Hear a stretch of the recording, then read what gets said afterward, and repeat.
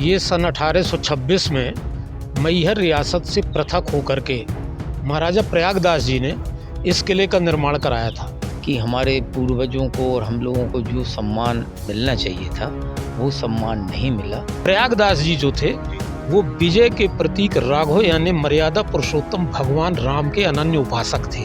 ये जाती है, एक तो किले मैहर तक जाती है और दूसरा स्थान है यहाँ शारदा मंदिर जो मैहर का है, और एक विष्णु वराह का यहाँ पर एक स्थान है, विष्णु जी का मंदिर है, वहाँ तक ये जाते हैं। नमस्कार, मैं विकास बर्मन, आप देख रहे हैं IVC24 महाकौशल। हम ऐसे एक रहस्यमय किले की ओर निकल चुके हैं जहां पर अनगिनत बलिदानों की कहानियां हैं, जहां की दीवारों ने कई ऐसे जख्म झेले हैं और यहां पर ऐसी ऐसी कहानियां हैं जो आप सुनकर दंग रह जाएंगे। आप मेरे पीछे देख सकते हैं जो पहाड़ है, ये जो पूरा पहाड़ दिख रहा है, यही पहाड़ हमें उस किले की ओर लेकर चलेगा और वहां की कहानियों को बयां करेगा। और इस किले में ना जाने ऐसी कितनी रहस्यमय कहानियां हैं, और इस किले की जो देखा जाए तो यहाँ पे भगवान श्री राम का भी संबंध है और हम आपको उस किले की ओर लेकर चल रहे हैं। यदि आप हमारे चैनल पे नए हैं तो हमारे चैनल को सबसे पहले सब्सक्राइब की बटन दबाकर हमारे चैनल को सब्सक्राइब करें और खबर पसंद आए तो लाइक एंड शेयर करना ना भूलिएगा। तो चलिए हम आपको लेकर चलते हैं एक ऐसे रहस्यमय किले की ओर जिसका नाम है विजरावगढ़। हम निकल चुके हैं ऐसे रहस्यमय किले की ओर जहां पर अनगिनत कहानियां दबी हुई हैं, जिसकी दीवारों ने झेले हैं ऐसे कई जख्म, जिसके अंदर दफन है कई रहस्य, लिखे हैं पत्थरों में अनगिनत बलिदानों की कहानियां। यह है विजय का गढ़। श्री राम का संबंध है, इसलिए यहाँ का नाम पड़ गया विजय राघवगढ़, जो अब हम पहुँचने वाले हैं। और देख सकते हैं मेरे आसपास जो कि पहाड़ियों का जो नज़ारा देख रहे हैं, यह पहाड़ियाँ सीधे विजरावगढ़ की किले की ओर जा रही है और हम भी अब इन्हीं पत्थरों और इन्हीं पहाड़ों के जरिए किले की ओर बढ़ रहे हैं। हम पहुंच चुके हैं यह रहस्यमय किला जो कि विजरावगढ़ का किला है, जहां पर अनगिनत ऐसी कहानियां हैं जो कि यहां पर दबी हुई हैं। और उसके लिए देखा जाए तो यहां पर जो आप मेरे पीछे जो देख सकते हैं कि पिलर है, ये चीज़ें ये देख सकते हैं बहुत ही पुरानी है, जो कि 1847 की जो क्रांति हुई थी उस समय का ये गवाह बनती है। यहाँ की जो डिजाइनें हैं आप खुद देख सकते हैं, यहाँ पर एक एक पत्थर पर जो नक्काशी की गई है वो देखते ही बनती है और इतनी मनमोहक है। देखा जाए जो पुराने समय में जो कलर किए गए थे वो भी यहाँ पे आज भी मौजूद है, जो कि ये विजरावगढ़ का किला है। आप देख सकते हैं यहाँ की जो पूरी डिज़ाइनें हैं वो बिल्कुल एक एक पत्थरों को तरसा कर यहाँ पे देखा गया है कि जो एक एक पत्थर हैं उन पे जो उकेरे गए हैं, जो फूल उकेरे गए हैं, जिस तरीके से कई आकृतियाँ उकेरी गई हैं जो कि देखते ही बनती है। यहाँ पर आप देख सकते हैं पूरा जो कि ये किला का एक तो पूरा आंगन है और बहुत बड़ा आंगन है। जिस तरीके से देखा जाए यहाँ पर ऐसी कई चीज़ें हैं जो कि आज भी उस समय की याद दिलाता है, जब यहाँ पे राजा सरजू जी थे उनकी याद दिलाता है, यहाँ पर क्या क्रांति हुई थी। हमारे साथ कुछ लोग यहाँ पे मौजूद हैं जो कि यहीं के निवासी हैं, उनसे भी बात करने की कोशिश करेंगे। जी आपका क्या नाम है? मैं सुरेंद्र दुबे। जिस तरीके से देखा जाए ये विजरावगढ़ का किला जो कि 1857 की जो क्रांति हुई थी, कैसा था उस समय ये महल? देखिए, ये विजय राघवगढ़ का जो ऐतिहासिक किला है, ये सन 1826 में मैहर रियासत से पृथक होकर के महाराजा प्रयागदास जी ने इस किले का निर्माण कराया था। और ये किला वास्तु वैभव का एक अप्रतिम नमूना है, यानी एक मांडू का किला, एक विजय राघवगढ़ का किला। ये इसकी जो बनावट है बहुत ही नक्काशीदार है और ये एकदम सुदृढ़ पत्थरों से बनाया गया है। 1857 की जो क्रांति हुई है, 1857 की क्रांति में यहाँ के 17 वर्षीय अमर शहीद राजा सरजू प्रसाद सिंह ने अंग्रेज़ों के खिलाफ क्रांति का बिगुल फूंका था। और ये इतिहास के पन्नों में विजय राघवगढ़ के किले में जो संग्राम हुआ वो भी बड़ा अविस्मरणीय है। पहला तो भारतीय स्वतंत्रता आंदोलन में 17 वर्ष के अमर शहीद सरजू प्रसाद सिंह ने क्रांति का बिगुल फूंक करके, यानी जब नाना साहब पेशवा, सरदार बहादुर खान, बहादुर जफर, तात्या टोपे, महारानी लक्ष्मीबाई, इन लोगों ने जब क्रांति का सूत्र तैयार किया तो उसमें अहम भूमिका के जो किरदार निभाया वो सरयू प्रसाद सिंह थे। उनने सबसे पहले 1857 की क्रांति में भाग लेकर के अंग्रेज कमिश्नर मीर साबित अली की हत्या कर दी थी। और उसका कारण था कि राजा शंकर शाह जो जबलपुर के राजा थे, उनको जब ब्रिटिश हुकूमत ने तोप उनके पुत्र और रघुनाथ साय को तोप में बांध करके उड़ाया, उस घटना से सरजू प्रसाद सिंह का खून खौल उठा और उन्होंने यहाँ विजय राघवगढ़ में क्रांति का बिगुल फूंक दिया। जरूर जरूर, आप ये बात तो सही कह रहे हैं कि ये किला जो कि यहाँ पर देखा जाए तो ऐसे कई सबूत मिलते हैं जो यहाँ पर युद्ध हुआ था। जिस तरीके से यहाँ पे 19वीं सदी में ये जो बना हुआ था, ये विजयराघवगढ़ का किला था, राजा प्रयागराज जी ने बनाया था ये। तो उनकी क्या कहानी जुड़ी है, जिस तरीके से मैं आपको दिखाना चाहूँगा, एक पत्थर भी है यहाँ पर, आप देख सकते हैं इन पत्थरों में बाकायदा उन राजाओं के नाम लिखे हैं।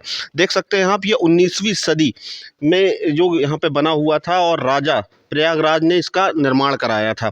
और यहाँ पे जो देखा जाए जिस तरीके से यहाँ पर जो कि अंग्रेज़ों ने ब्रिटिश शासन काल के विरुद्ध जो भी रहा यहाँ पर, उस समय जब अंग्रेज़ों की लड़ाई हुई थी तब इन्होंने बहुत यहाँ पर भाग लिया था। और यहाँ पे आप देख सकते हैं जो कि यहाँ के एक एक पत्थर ये चीज़ बताता है कि यहाँ पर जो ब्रिटिश शासन काल का जो युद्ध हुआ था, यहाँ पर जो कि दीवारों में आज भी वो निशान मिल जाते हैं। यहाँ पर हाथियों की गूंज और बम जो यहाँ पे चले थे, उस चीज़ों की आज भी यहाँ पे गूंज वो चीज़ कई बार तो सुनाई भी देती है यहाँ पर, जिस तरीके से देखा जाए। सुरेंद्र जी, हम एक चीज़ और जानना चाहेंगे और आपके साथ चलेंगे कि आपका पूरा जो महल है जिस तरीके से देखा जाए यहाँ पर। वैसे मैं आपसे भी एक बात करना चाहूँगा, आपका क्या नाम है? मैं ठाकुर दौलत सिंह एडवोकेट, राजा सरयू प्रसाद सिंह का परपौत्र दामाद हूँ। और यह किला हमारे ही वंशजों के द्वारा बनवाया गया था और मैं इनके ही मतलब परपौत्र जो सुपुत्र हैं राजा चंद्रमोहन सिंह का दामाद हूँ। और इस किले से मैं काफ़ी लगाव रखता हूँ और ये अवश्य कहना चाहता हूँ कि हमारे पूर्वजों को और हम लोगों को जो सम्मान मिलना चाहिए था वो सम्मान नहीं मिला।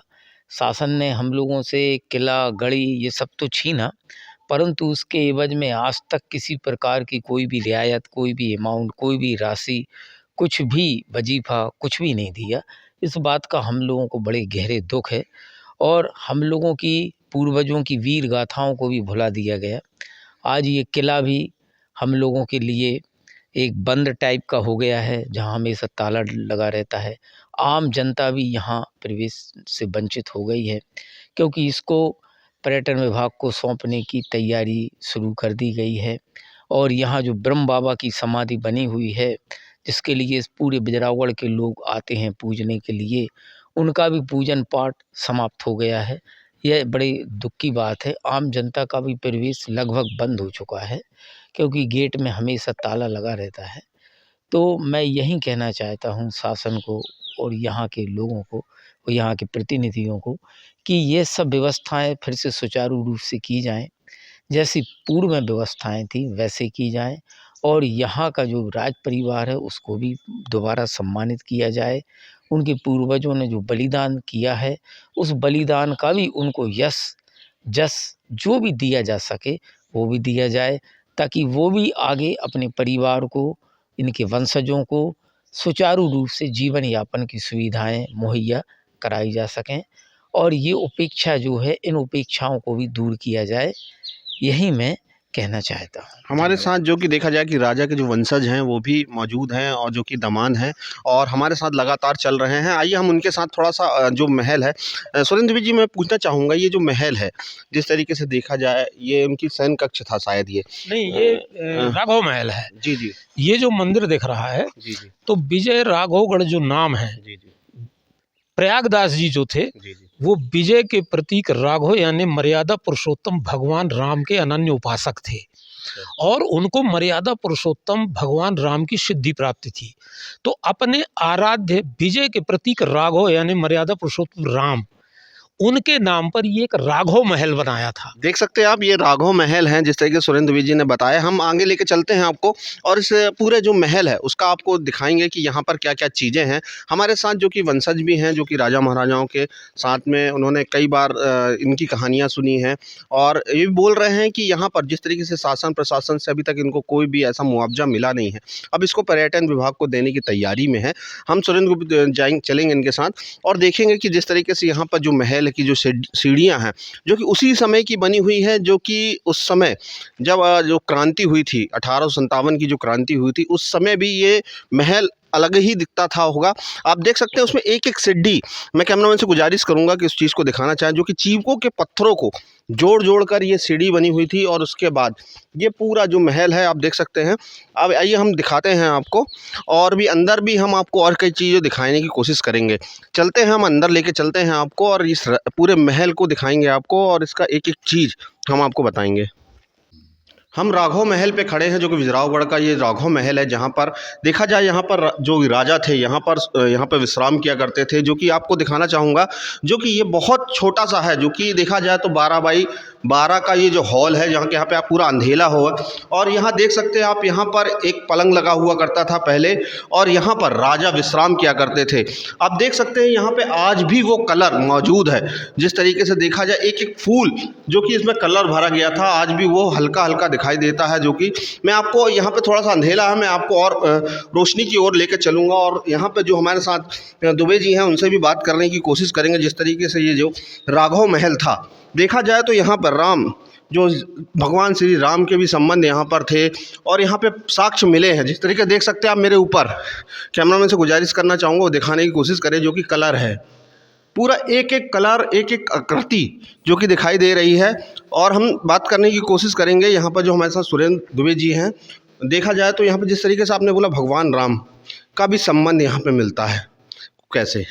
ये ऐसा है कि मर्यादा पुरुषोत्तम भगवान राम लक्ष्मण सीता समेत जब अयोध्या से चित्रकूट आए, और चित्रकूट में उनने निवास किया वन में, और चित्रकूट से जब दंडकारण्य जा रहे थे, तो ये विंध्याटवी क्षेत्र है, ये कैमूर विंध्याचल पर्वत को पार करके, और विंध्याचल को पार करके इसी रियासत से हो करके और वो दंडकारण्य गए थे। इसकी खोज महाराजा प्रयागदास जी ने अपने तत्कालीन समय में कर ली थी, और मर्यादा पुरुषोत्तम भगवान राम यानी विजय के प्रतीक राघव, उनके नाम पर इस रियासत का नामकरण किया था विजय राघवगढ़।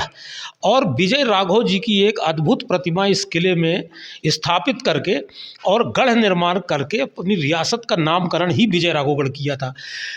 उनके ही जो सरजू प्रसाद सिंह के पुत्र ठाकुर जगमोहन सिंह ने, जो भारतेंदु युग के सबसे बड़े मूर्धन्य साहित्यकार हुए, जो बनारस में रह कर के भारतेंदु जी के साहित्य में साहित्य साधना की, और अपने पितामह प्रयागदास जी की खोज को आगे बढ़ाया कि मर्यादा पुरुषोत्तम भगवान राम लक्ष्मण सीता समेत विंध्याचल को पार करके आखिर कहाँ कहाँ से दंडकारण्य गए हैं।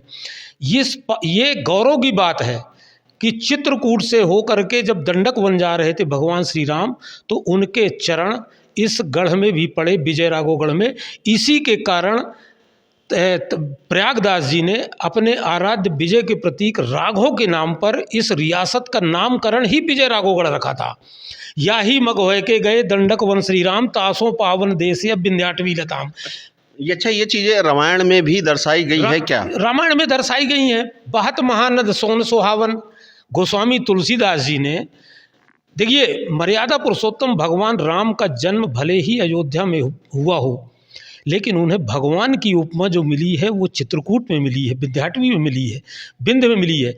और विंध्य एक ऐसी पौराणिक काल की एक ऐसी जगह है जहाँ पर महर्षि अगस्त, मार्कंडेय ऋषि, अत्रि ऋषि, सारे ऋषि मुनि जो है ये कैमूर पर्वत से लेकर के मार्कंडेय आश्रम तक और चित्रकूट तक के भूभाग तक ये ऋषि मुनि थे। और इन ऋषि मुनियों से मिलकर के ही मर्यादा पुरुषोत्तम भगवान राम दंडकारण्य गए। गोस्वामी तुलसीदास जी ने अपने रामचरितमानस में लिखा है, बहत महानद सोन सुहावन, और महानदी और सोन ये बिजरावगढ़ से लगी हुई है। अच्छा, मैं सुरेंद्र जी, हम लोग चलते चलते यहाँ पर पहुँचे हैं। जिस तरीके से गढ़ी देखी जा रही है, जिस तरीके से यहाँ पे लोग बताया जाता है कि रानियाँ यहाँ पे स्नान, बावली है, जिस तरीके से यहाँ पे रानी स्नान किया करती थी। देखिए रजवाड़ों के टाइम पे एक बड़ी सुरक्षित व्यवस्था हुआ करती थी, और जो रनिवास हुआ करते थे, जो यानी उनकी महारानियाँ होती थी, तो महिलाओं को स्नानागार की एक अलग व्यवस्था होती थी। और इस महल के अंदर ये बड़ा गुप्त स्थल है, और ये जो महिलाओं के स्नानागार के लिए एक बड़ी विचित्र व्यवस्था उस समय पर हुआ करती थी, गोपनीय। तो ये आज भी मौजूद है। अब इसमें पानी वानी तो नहीं रहता है, अब ये थोड़ा थोड़ा भट भी गई है। हमारा कहना ये है कि जो पुरातन समय की वैदिक काल की कल्पना को लेकर के प्रयागदास जी ने इस गढ़ का निर्माण किया था। 1857 की क्रांति में अंग्रेज़ों ने इस गढ़ को ध्वस्त करने का काम किया, लेकिन ये इतना सुदृढ़ बना था कि इसका बाल भी बांका नहीं हुआ। आज भी गौरव के साथ में सीना तान करके आज़ादी के बाद में 1857 की क्रांति का साक्षी और गवाह ये विजय राघवगढ़ का ऐतिहासिक दुर्ग खड़ा हुआ है। ये बात तो सही है। देखा जाए तो जिस तरीके से अभी भी ये अधूरा है महल, तो अधूरा होने का कारण क्या था? कारण ये है कि इसका निर्माण कार्य सन 1826 से प्रारंभ हुआ। 1845 में महाराजा प्रयागदास की मृत्यु हो गई और महाराजा प्रयागदास की मृत्यु के समय उनके जो बालक थे सरजू प्रसाद, उनकी उम्र मात्र 5 वर्ष थी। तो जिस तरह से झांसी रियासत को, विजय राघवगढ़ रियासत को ब्रिटिश हुकूमत ने अवयस्कता के कारण इन रियासतों को कोर्ट ऑफ वार्ड्स के तहत अधिग्रहित कर लिया था और इसका संचालन अंग्रेज लोग करते थे, इसलिए इसका निर्माण कार्य अधूरा रह गया।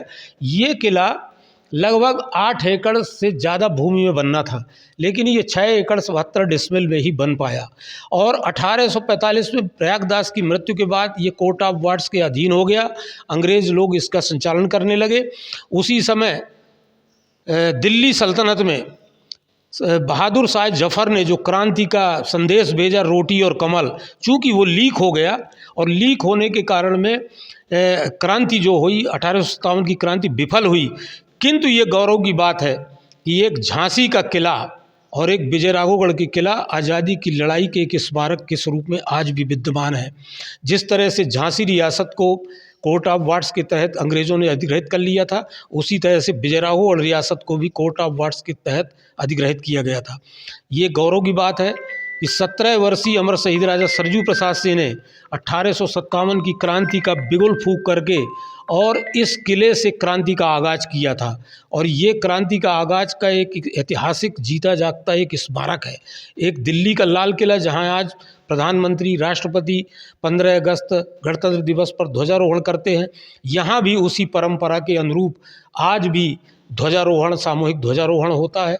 कुछ समय तक तो यहाँ रानी साहिबा करती रही। रानी साहिबा के अवसान के बाद में क्षेत्रीय विधायक या अन्य जनप्रतिनिधि यहाँ पे ध्वजारोहण आज भी करते हैं। इसमें ये भी सुनने में आया जिस तरीके से राजा को जो काला पानी की सजा दी गई थी, कहाँ पे रखा गया था? इस जगह पे कोई स्थान है अभी? देखिए, ये सामने जो दुर्ग दिख रहा है, ये तीसरा आंगन है किले का और यहाँ से एक गुप्त मार्ग है। जब ब्रिटिश हुकूमत ने विजय राघवगढ़ के किले पे चारों तरफ से आक्रमण किया, एक नरसिंहपुर की सेना, सागर की सेना, अवध की सेना, इलाहाबाद की सेना, चारों तरफ से घेर करके विजय राघवगढ़ के किले में आक्रमण किया, तो वहाँ से एक जो गुप्त द्वार है वो यहाँ से 2 किलोमीटर दूर निकलता है।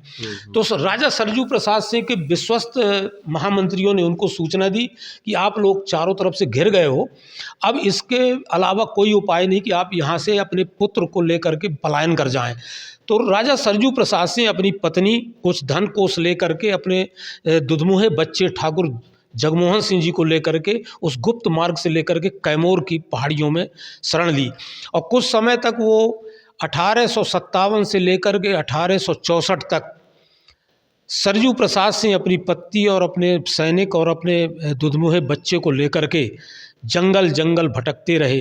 1864 में उन्हें रीवा रियासत के अंदर ब्रिटिश हुकूमत ने पकड़ा और उन्हें काले पानी की सज़ा हुई। जब काले पानी की सज़ा हुई तो इनको अवध बनारस ले जाया गया और बनारस के गंगा तट पर उनसे जब पूछा गया कि तुम्हारी अंतिम इच्छा क्या है, तो सरजू प्रसाद सिंह ने कहा कि मुझे गंगा स्नान करना है। और वो गंगा स्नान करने के बहाने उनको गले में बेड़ियाँ, हाथों में बेड़ियाँ, पैरों में बेड़ियों में कस करके ब्रिटिश हुकूमत के सैनिक जब उनको गंगा स्नान के लिए ले गए, तो अपने जूती के तल्ले में उनने एक खंजर रखी थी, गुप्त खंजर, और उस खंजर को भोग करके उनने आत्महत्या कर ली थी। उनका अंतिम शब्द था कि मैं अंग्रेज़ों के हाथ में मरना पसंद नहीं करता, मेरी प्रजा भी एक तुच्छ से तुच्छ प्रजा भी अंग्रेज़ों के हाथों मरना पसंद नहीं करती, इसलिए मैं स्वयं आत्मघात करता हूं। और उनने आत्मघात किया। इस तरह से विजय राघवगढ़ रियासत का 1857 का क्रांतिवीर, सबसे कम उम्र का क्रांतिवीर अमर राजा सरजू प्रसाद सिंह यानी त्याग और बलिदान दे करके स्वतंत्रता संग्राम में अपनी पूर्णाहुति दी। दुबे जी, मैं एक चीज़ और पूछना चाहूँगा। जिस तरीके से आपने ये जो दिखाया जो भवन है यहाँ पर, और ये इसकी जो ऊंचाई है जहाँ पे ये सैन कक्ष बना हुआ है, जो इसकी ऊंचाई है वो ज़्यादा है और महल की कम है, इसका कारण क्या है? थोड़ा मैं आपको वहीं लेकर चलता हूँ पहले, और आपको देखना चाहूँगा कि ऐसा कारण क्या है। मेरे को ये भी सुनने में आया कि यहाँ पर जिस तरीके से खजाना भी है। ये बड़ा गुप्त और रहस्यमय स्थल पे खड़े हैं अपन, क्योंकि इसका ये नीचे से आप जब देखेंगे तो इसके 3 तल दिखेंगे, लेकिन जब आप नीचे प्रवेश करेंगे तो एक तल वो और दूसरा तल ये जो तल दिखाई दे रहा है इससे, और दूसरा तल पूरा अंडरग्राउंड है। और लोगों का मानना है कि इस स्थल पर खजाने का भंडार था, और नीचे के तलघरे में कुछ समय पूर्व कुछ लोगों ने अवैध रूप से उसको खोदा खनी भी की, लेकिन उनको कोई खजाना हाथ लगा नहीं, क्योंकि वो स्थल तक पहुंच नहीं पाए। आज भी किंवदंतियों में बुजुर्गों का मानना है कि इस किले के राघव महल में आज भी एक अकूत खजाना यहाँ पर विद्यमान है, जिसको ब्रिटिश हुकूमत के लोग भी चप्पा चप्पा छानने के बाद भी नहीं पा पाए। लेकिन ये भी संभव है कि ये खजाने का जो तल है वो इसी राघव महल के तल में है, और ये रहस्यमय बात है। इसमें पुरातत्ववेत्ताओं को, भारत सरकार को संज्ञान लेकर के इस किले की सुरक्षा को परिमार्जित करना चाहिए। और अभी ये चूँकि पर्यटन में वो कर दिया गया, ये पहले पुरातत्व में था। पुरातत्व में तत्कालीन मुख्यमंत्री कुंवर अर्जुन सिंह जी ने इस किले को पुरातत्व में संरक्षण में लेकर के इसको राष्ट्रीय स्मारक घोषित किया था। तब से अभी ये पुरातत्व के संरक्षण में रहा। कुछ वर्ष पूर्व इसको पुरातत्व विभाग से पृथक करके पर्यटन में दे दिया गया है, लेकिन पर्यटन में जाने के बाद में यहाँ कुछ हुआ नहीं है, और ये लावारिस की हालत में रह गया। और इसकी अन्य दीवारें और कई जगह पर इसमें तोड़ फोड़ भी हो रही है। देख रेख के अभाव में ये किला अपनी गौरवमयी अतीत को के उसमें अपनी रक्षा नहीं कर पा रहा है। सरकार को चाहिए कि इसको सुदृढ़ता के साथ में सुरक्षा प्रदान करे, और यहाँ जो खजाना है इसकी भी सुरक्षा होनी चाहिए, और पुरातत्ववेत्ताओं को सर्वेक्षण करा के इस महल के चप्पे चप्पे की सुरक्षा व्यवस्था में सुरक्षा कर्मियों को तैनात करना चाहिए। देख सकते हैं कि जो राघव महल है, जिस तरीके से आप देख सकते हैं कि मैं जहां खड़ा हूं ये पूरा मेरे मान के चलिए कमर से ऊपर है, फिर उसके बाद ये सैन कक्ष बना हुआ है। उनका कहना है यहाँ के लोगों का, इसी सैन कक्ष के नीचे अथाह जो कि खजाना हो सकता है, मगर अंग्रेजों को भी वो खजाना नहीं मिला है। आप देख सकते हैं यहाँ पे छोटी छोटी जो आकृतियाँ बनी हैं उसे उसी वक्त की हैं जब इनको यहाँ पे बनाया गया था। बिल्कुल कलर भी आप देख सकते हैं उसी वक्त का ये कलर है और उसी समय का है। आइए हम और राघव महल के बाद और भी आपको लेके चलते हैं जहाँ पर अस्तबल था, और वहाँ पर एक ऐसी कई चीज़ें हैं जो कि यहाँ के जो महल की जो कहानियाँ हैं एक एक पत्थर बयां करती है। चलिए हम आपको लेकर चलते हैं। हमारे साथ दुबे जी भी मौजूद है जो कि बताने की कोशिश करेंगे, जितनी ज़्यादा आपको जो कहानियाँ हमको आप चाहते हैं हम आपको आप तक पहुँचाने की कोशिश करेंगे।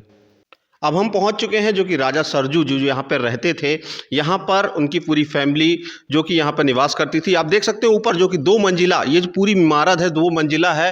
बाकायदा आज भी पुराने जो लकड़ियाँ होती थी वो लकड़ियाँ आज भी दिखाई दे रही हैं, और इससे जो बनाया गया जो एक बीम होती है, जैसे आज के दिनों में देखा जाए तो सीमेंट की बीम होती थी, लोहे की बीम होती थी, उसी तरीके की ये पहले लकड़ियों की जो बीम बनाई जाती थी उसी बीम पर ये पूरा महल टिका हुआ है। और जिस तरीके से देखा जाए यहाँ पे जो राजा सरजू थे यहाँ पे थे, जब अंग्रेज जब अंदर आ गए थे तब सरजू जी यहाँ से जो भगे थे, यहाँ से देख सकते हैं। आपको एक गुफा दिखाना चाहूँगा जो कि 2 किलोमीटर दूर तक जाती है और इसी महल से ये शुरू होती है। और इस महल ये जो आप देख सकते हैं कि मैं अंदर तो नहीं जाऊंगा क्योंकि बहुत अंधेला है, चमगादड़ों की आवाज़ आती है। मैं कैमरामैन से गुजारिश करने की कोशिश करूंगा कि आप देख सकते हैं यहाँ पर जिस तरीके से 2 द्वार बने हुए हैं, एक द्वार ये बना हुआ है, उसके बाद एक द्वार और भी है जो कि वो आप साफ साफ देख सकते हैं कि उस द्वार से राजा जी निकले थे और सीधा 2 किलोमीटर दूर यहाँ पे खुलती है और वहाँ से वे फरार हो गए थे। आप देख सकते हैं कि जो कि ये गुफा बहुत घनी गुफा है और बहुत जगह है यहाँ पर। इसी गुफा से जो राजा सरजू जी थे यहाँ से निकले थे। हमारे साथ उनके वंशज भी मौजूद है, उनसे भी बात करने की कोशिश करेंगे, और हमारे साथ जो कि वंशज हैं रानी साहिबा भी हैं। आइए हम बात करने की कोशिश करेंगे। जिस तरीके से आपका ये जिस तरीके से राजा जी का था, यहाँ पर रहते थे पूरी फैमिली के साथ, जब अंग्रेज जब इधर पे आए थे, जो ये गुफा है इस गुफा से कहाँ निकल के गए हुए थे? जहाँ तक मुझे मालूम है, बचपन से मैंने सुना था, ये जाती है एक तो किले मैहर तक जाती है और दूसरा स्थान है यहाँ शारदा मंदिर जो मैहर का है, और एक विष्णु वराह का यहाँ पर एक स्थान है, विष्णु जी का मंदिर है, वहाँ तक ये जाते हैं। जैसा कि आपने देखा होगा कि अंडरग्राउंड जो रास्ते हुआ करते थे, तो पहले ज़माने में अगर कोई ऐसे बाहर से अटैक करता है तो सीधे अंदर से वो लोग बाहर निकल सकते थे। ये एक विशेष व्यवस्था हर किलो में मिलेगी आपको। जिस तरीके से देखा जाए, आप पूरा समय जो कि आपकी मम्मी जी यहाँ के मम्मी नहीं थी उस समय, आपको कहाँ तक याद है कि जो इसकी जो कहानी है बताई जाती है, जो कि आज भी इसमें दीवारों पे आज भी सबूत देखने को मिलते हैं। जब युद्ध हुआ था, पहला जब युद्ध का आगाज हुआ था, कैसे हुआ था और कौन कौन राजाओं ने सरजू राजा का साथ दिया था? जिस समय भारत में चारों तरफ अंग्रेज़ों का साम्राज्य था, तो उस समय सारे जो भी राजा रजवाड़े थे, जिनके दिमाग में ये था कि हम किसी तरह से अंग्रेज़ों से मुक्ति दिलाएं, लोगों को, पीड़ित जो जनता है उसको सुख और कैसे दे सकते हैं। तो उस समय सरजू प्रसाद सिंह जी के जो पिता थे उनका देहावसान हो जाता है। उस समय वो 5 वर्ष के थे। फिर धीरे धीरे जब बड़े होते हैं तो उनके दिमाग में एक बात आती है कि हम अंग्रेज़ों को कैसे बाहर करें। तो ऐसी कुछ व्यवस्था बनी और पन्ना के महाराज के जो उनके दोस्त थे, रानी लक्ष्मीबाई, तात्या टोपे, ये सारे लोग उनके समकक्ष, उनके साथी थे।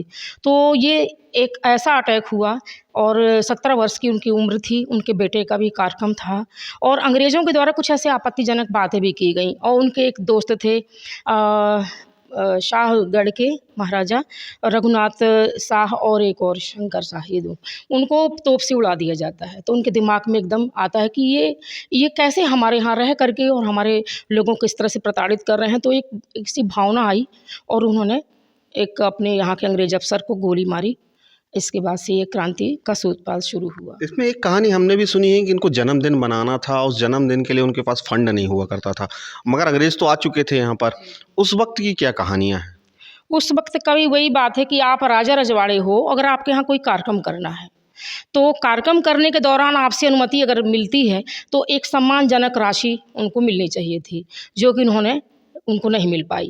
ये भी एक कारण था और बहुत सारे ऐसे कारण तो बने ही थे जो दिमाग में बचपन से उनके थे कि हमको देश को आज़ादी दिलाने में जितनी भी मदद होगी हम करेंगे। और उन्होंने अपने प्राणों की आहुति दे करके इसका जो सपना है वो पूरा किया।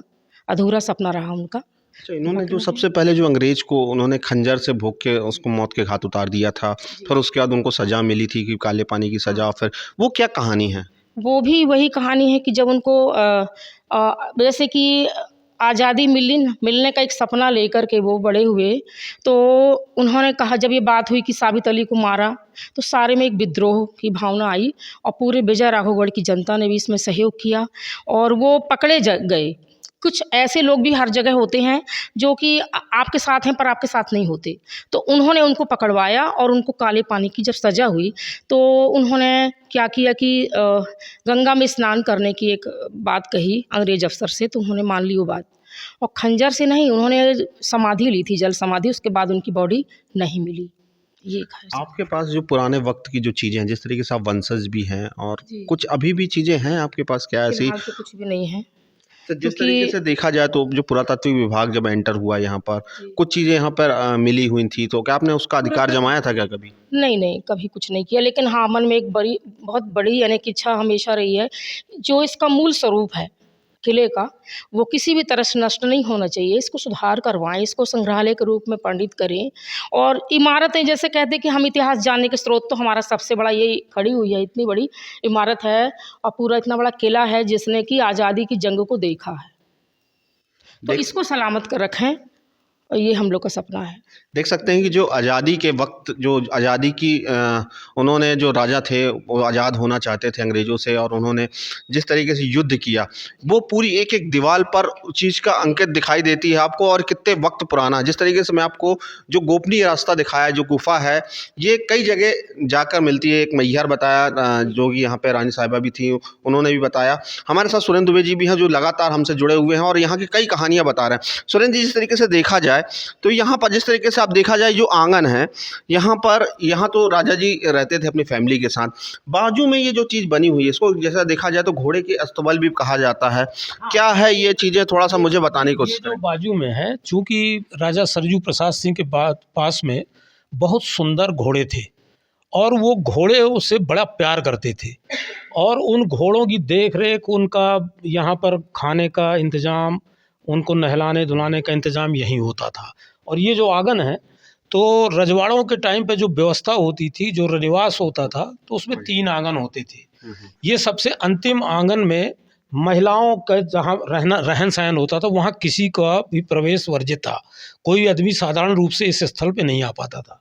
और जो महाराजा सरजू प्रसाद सिंह के पास में बड़े दिव्य घोड़े थे, और यही घोड़े के साथ में जब वो यहाँ से पलायन किए और जब रीवा में वो पकड़े गए तो घोड़े के कारण पकड़े गए, क्योंकि इतना सुंदर घोड़ा किसी भी रियासत के पास में नहीं थे। और वो घोड़े जहाँ पर इनका डेरा पड़ा हुआ था रीवा में तालाब में, और वो घोड़े चर रहे थे।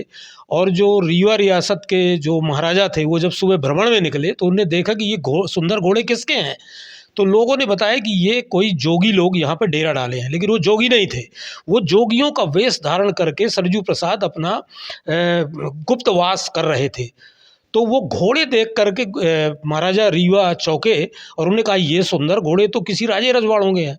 और जब घोड़े को देखा तो सरजू प्रसाद से पर उनकी नज़र पड़ी और उन्हें पहचान लिया और उनने अपने महल में रखा। इसके बाद में उनने अंग्रेज़ों को सूचना दे दी कि सरजू प्रसाद सिंह हमारे यहाँ है। और इस तरह से रीवा रियासत की मुखबरी के कारण 1865 में शहीद राजा सरजू प्रसाद सिंह को पकड़ लिया गया और उनको काले पानी की सज़ा हुई। और काले पानी की सज़ा के बाद में जब उनको रंगून ले जाया जा रहा था तो उनको बनारस ले गया और बनारस में ही उनका आत्म बलिदान हुआ। देख सकते हैं हमारे साथ वंशज जी भी हैं, वंशज है जो कि राजा महाराजाओं की भी हैं, और देखा जाए तो एक तरह से रानी भी ही कहलाती हैं वो, बेटी हैं उनकी। उनसे भी बात करें जिस तरीके से जो मम्मी जी आपकी थी, और क्या कहानियाँ बताती थी जिस तरीके से आपको कुछ धुंधला याद हो? बस यहीं के बारे में बताती थी कि अपने घर का जो है गौरवशाली इतिहास है और इसको जानने का तुम लोगों को अधिकार है। तो बचपन से ही हम सुनते चले आ रहे थे और हम लोगों को बड़ा मतलब गर्व महसूस होता था कि हम लोग ऐसे घराने में हमारा जन्म हुआ जहाँ पर कि देश की आज़ादी के लिए इतने बड़े यानी कि क्या बोलूँ राजा, हाँ, उनका जन्म हुआ यहाँ पर। उस गौरव को हम लोगों को सम्मान मिलता है। जैसे कहीं भी जाते हैं तो याद आती है कि भाई सरजू प्रसाद सिंह जी की पौत्री हैं, तो ये इस तरह से कह कर के हम लोगों को भी सम्मान मिलता है। जिस तरीके से देखा जाए तो यहाँ पे मम्मी जी ने कभी किसी खजाने की बात बताई, जिस तरीके से लोग बताते हैं यहाँ पर कि कहीं भी यहाँ पे कई अथाह खजाना है जो कि अंग्रेजों को आज तक नहीं मिला, ऐसा कुछ ऐसा राज कोई बताया करती थी। उनने भी सुना था बचपन में, जैसे वो भी थी उनकी सास वगैरह, तो वो बताती थी कि यहाँ पर कई जगह ऐसे गुप्त है जगह, जैसे कि एक कुआं है और ये खाई जो है यहाँ पर पास में, तो वहाँ भी ये अथाह जो धन है उसको लेकर जा नहीं पाए वो लोग। जब अंदर से यहाँ से निकले हैं अंडरग्राउंड होके तो नहीं ले जा पाए थे, लेकिन ये कहते हैं कि यहाँ पर है अभी भी। देख सकते हैं यहाँ पर अथाह खजाना है जो कि रानी की बेटी हैं, उन्होंने बताया है कि यहाँ पे अथाह खजाना था जो कि आज तक ना ही अंग्रेज़ों को मिला है ना ही यहाँ पे किसी पुरातत्व विभाग को मिला है। और ये चाहती हैं कि इसका जो स्वरूप है वो वैसा ही रहे, इसका रेख देख किया जाए, बस ये वही चाहती हैं।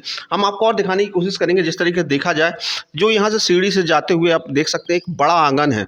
यहाँ पर जिस तरीके से देखा जाए ये घोड़ों का अस्तबल दिखता था यहाँ पर, और यहाँ पे इसके चारों तरफ एक बावड़ी बनाई गई है, नदी जैसी बनाई गई है जो पूरी सुरक्षा करता था। और देखा जाए तो यहाँ पे आने से पहले जो भी तो उनको पहले तो नदी पार मतलब बाढ़नुमा उसको पार करना होता था, फिर कटीले तार थी, फिर बड़े बड़े दरवाजे थे वहाँ पर, और यहाँ पे चारों तरफ सैनिक लगे होते थे। उनसे उसके बारे में हम थोड़ा सा जानने की कोशिश करेंगे, जो कि हमारे साथ हैं, रानी साहिबा की बेटी भी हैं, और उनसे भी बात करने की कोशिश करेंगे। जिस तरीके से सुरक्षा के जो मद्देनजर जहाँ देखा जाए तो बड़ी बड़ी दीवारें हैं, उसमें एक छोटे छोटे होल बनाए गए हैं, वो किस लिए थे? वो होल इसलिए बनाए गए थे कि अंदर रह करके बाहर के बारे में आपको जानकारी मिले, आप अंदर से ही उनको अटैक कर सकते हैं।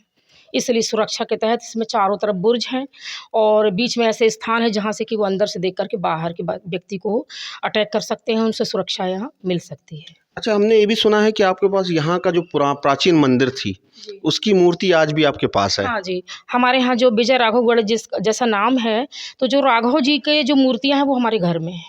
मात्र वही एक अवशेष हमारे पास रह गया है जो कि घर में है। अच्छा, आप उसकी अब आज भी पूजा करती हैं, जो राघव जी भगवान श्री राम की जो मूर्ति। जिस तरीके से देखा जाए जो भगवान राम का नाम भी यहीं से जुड़ा है, और देखा जाए भगवान राम भी यहाँ से होकर गुजरे हैं। जी जी हाँ, सुना तो है, हमने भी बचपन से सुनते चले आ रहे हैं कि जब भगवान राम यहाँ से गए थे तो इसी मार्ग से होते हुए विंध्याटवी ललाम करके हमारे जो दादा थे जगमोहन सिंह जी, उन्होंने उनके साहित्य में अपने नाम ये दिया हुआ है कि यहाँ से ही भगवान राम गए थे। तो ऐसी भूमि को हम सलाम करते हैं। मैं और भी आपको चीज़ दिखाने की कोशिश करूंगा। आप देख सकते हैं पूरा आंगन बना हुआ है, यहाँ पर अस्तबल बने हुए हैं, यहाँ पर सैनिकों को रहने के लिए जो व्यवस्थाएं की गई थी वो भी यहाँ पे मौजूद है। और यहाँ पर आसपास देख सकते हैं आपको जो रानियों का जो नहाने का बनाया गया था, यहाँ स्नान गृह बनाया गया था, बड़ी सुरक्षा के साथ बनाया गया था, वो भी हम आपको दिखा चुके हैं। आइए हम और भी आपको बाहर का नज़ारा दिखाएंगे कि इसकी सुरक्षा कैसे होती थी। चलिए हम आपको लेकर चलते हैं। हम बिजरावगढ़ के जो बाहरी हिस्सा हम वहाँ पर मौजूद है, जहाँ पर एक बड़ा गेट लगा हुआ है, जहाँ से जाना बड़ा मुश्किल होता था। आप देख सकते हैं मेरे पीछे जो कि पूरी खाई बनी हुई है, जो कि ये जो आपको बाउंड्री दिखाई दे रही है और महल की सबसे प्रथम जो कि बिल्डिंग है जो कि यहाँ पे दिखाई दे रही है, जिसकी बाउंड्री बनी हुई है। और ये जो देख सकते हैं आप, यहाँ पे एक खाई हुआ करती थी जहाँ पे मगरमच्छ और ऐसे कई जीव जंतु यहाँ पर जो इस तरीके के जलीय जीव थे वो छोड़ दिए जाते थे। फिर उसके बाद एक कटीली तार हुआ करती थी। फिर उसके बाद ये महल का जो ये दीवार थी उसे पार करना होता था। और उससे पहले जो कि देख सकते हैं कि जो भी किले होते हैं, किलों में जो देखा गया है कि जो बिजरावगढ़ का किला है, इसका जो दरवाज़ा है वो आपको दिखाई नहीं देगा। जिस तरीके से देख सकते हैं आप, यहाँ से एक सीढ़ी जाकर और इसको ये जो कि खाई है, खाई के ऊपर एक पुल बनाया गया है। पुल पार करने के बाद जो अब दरवाज़ा है वो उल्टा की तरफ खुलता है, जो कि बड़ा गेट बना हुआ है, फिर एंट्री होती थी। इसलिए इस किले में जाने के लेकर बहुत दिक्कतों का सामना करना पड़ता था। अंग्रेजी यहाँ पर यही खोजते रह गए थे पहले कि यहाँ पर गेट कहाँ पर है। हमारे साथ जो कि सुरेंद्र दुबे जी लगातार जुड़े थे, हम उनसे भी बात करने की कोशिश करेंगे। जो कि यहाँ पे देखा जाए सुरक्षा की दृष्टि से इस किले को जो राजा ने बनवाया था, इसकी जो डिज़ाइन है, जो आज की इंजीनियरिंग भी नहीं कर पाती है, तो आप इस किले के बारे में और क्या बताना चाहते हैं? देखिए, ये जो विजय राघवगढ़ का किला है, हिंदुस्तान में एक ऐसा इकलौता किला है अपने आप में जो सुरक्षा की दृष्टि से बहुत ही सुदृढ़ बनाया गया था। उत्तर दिशा में कैमूर पर्वत पूर्व से पश्चिम की ओर लगा हुआ है। दक्षिण दिशा में पूर्व से पश्चिम की ओर कठने नदी बहती है। और आप इधर पूर्व में चले जाइए तो पूर्व दिशा में दक्षिण से उत्तर की ओर महानदी बहती है। और इसके बाद में किले से जस्ट लगी हुई झपावर नदी बहती है। किले के चारों तरफ एक खाई है। यानी सुरक्षा की दृष्टि से इतना सुदृढ़ किला बनाया गया था कि कोई भी बाहरी सेना या शत्रु विजय राघवगढ़ के किले में साधारणतः नहीं पहुंच सकते। इधर पर्वत अटा था, इधर तीन तरफ नदी बहती है। और इसके बाद किले के चारों तरफ डैम बनाए गए थे जिनमें पानी लबालब रहता था। और ऐसा कोई काल आता था कि युद्ध का समय है या कोई सेना आने वाली है, तो इसमें खाई में पानी छोड़ दिया जाता था और इसमें जलीय जीव रहते थे। और कोई भी व्यक्ति किले के अंदर साधारणतः से प्रवेश नहीं किया जा सकता था। यही इसीलिए कहा गया है कि हिंदुस्तान में मुगलिया दौर में जितने भी किले बनाए गए सबका अपना अपना रहस्य है, लेकिन विजय राघवगढ़ किले का सुरक्षा की दृष्टि से एक अपना बड़ा अहम रहस्य है कि ये चारों तरफ से सुरक्षा की दृष्टि से बहुत ही सुरक्षित बनाया गया है। देख सकते हैं सुरक्षा को लेकर जो कि सुरेंद्र दुबे जी हमारे साथ मौजूद थे, पूरी कहानी उन्होंने बताई। और सुरक्षा के मद्देनज़र देखा जाए, यहाँ पर सुरक्षा की बहुत कड़े इंतजाम थे जो कि आज भी देखने को मिलते हैं। जो कि खाई बाकायदा वहाँ पे बनी हुई है और यहाँ की जो दीवारें हैं बहुत ऊंची ऊंची है कि साधारण इंसान उस पर नहीं चढ़ सकता। जो कि चढ़ने की भी कोशिश करता, अभी भी देखा जाए यदि साधारण कोई इंसान यदि चढ़ने की कोशिश करे, चढ़ना उसके लिए नामुमकिन होगा यहाँ पर।